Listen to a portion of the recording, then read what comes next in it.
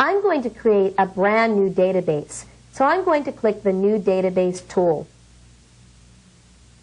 I'm going to create a database as opposed to a data access page or a project. So I'm going to double-click to create a database.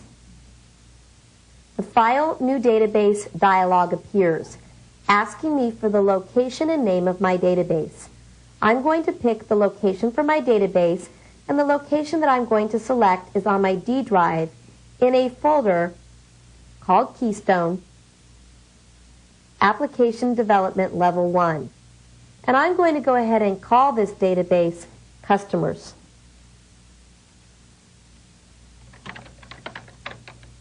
I'm going to click Create, and I get a blank database container that does not yet contain any tables, queries, forms, reports, pages, macros, or modules. So notice that there's no objects yet within this database.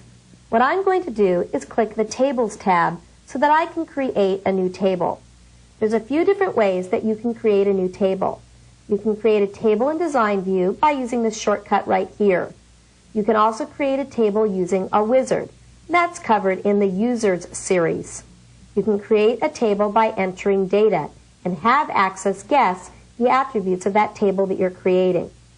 We're actually going to be creating a table in Design View, but I want to show you another way to select from various options allowing you to create a table.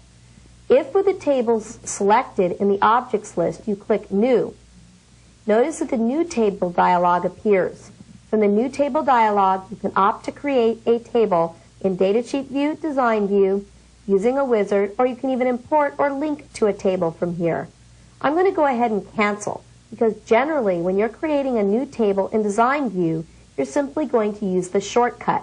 So I'm going to double-click the shortcut and notice that a design window appears allowing me to specify information about this table, such as the field name, data type, and description. And you're also going to see that I can designate all of the field properties for the table that I'm creating.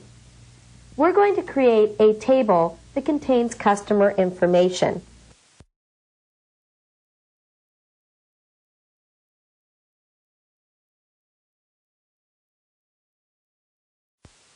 I'm going to begin by naming the first field, and I'm going to call the first field Company ID. That's going to be the name of this field. The next thing that I need to do is designate a data type for this field. There's many different data types that are available to you, and if I open up this combo box, I can see a list of all of the data types or field types that are available to you. Text, memo, number, date, time, currency, auto number, yes, no, OLE object, and hyperlink. Lookup wizard is something else that we're going to be covering later. It's important that you select the appropriate field type based on the data that's going to be stored in the field. If you want to know more about these data types, with data type selected, you can hit your F1 function key. Help will launch, and you'll get help on the data type property. This help is very useful in that it tells you each data type, the type of data that can be stored within that type of field, and the size of that field.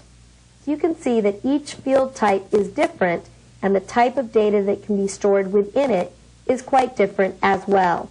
And I suggest you explore these field types so that you learn more about them, what they do, and their storage requirements.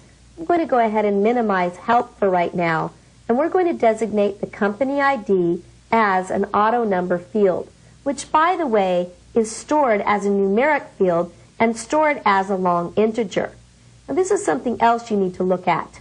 When you are creating a number field of any sort, whether it's auto number or whether you've selected number, you need to be cognizant of how that number is stored. If I click in field size and hit F1, I'm going to be able to see the various field sizes that I can select for a numeric field. Once again, even though you've selected a number field or an auto number, you can specify byte, decimal, integer, long integer, and so forth.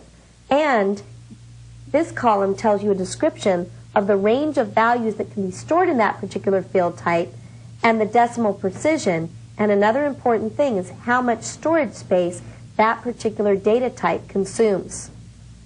Notice long integer, which is the default for our auto number field, stores numbers from a large negative number to a large positive number, but no decimal points or fractions are allowed. Each long integer takes up 4 bytes, whether there's a 0 stored within that field or whether the largest value possible is stored within that field. Let's minimize help and continue.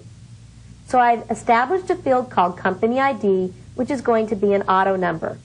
If I enter a description for that field, that description will appear on the status bar whenever that field gets the focus in a data sheet, in a queries data sheet, or within a form. I'm not going to enter a description for the company ID right now. Instead, I'm going to designate the next field name, which is company name, and it's going to be text. I'm going to tab until I get to the third field. The third field is going to be state, and it's going to be text as well. The fourth field is going to be phone number, and it's going to be text. And the fifth field is going to be contact date, and it's going to be date time. The final field is going to be credit limit.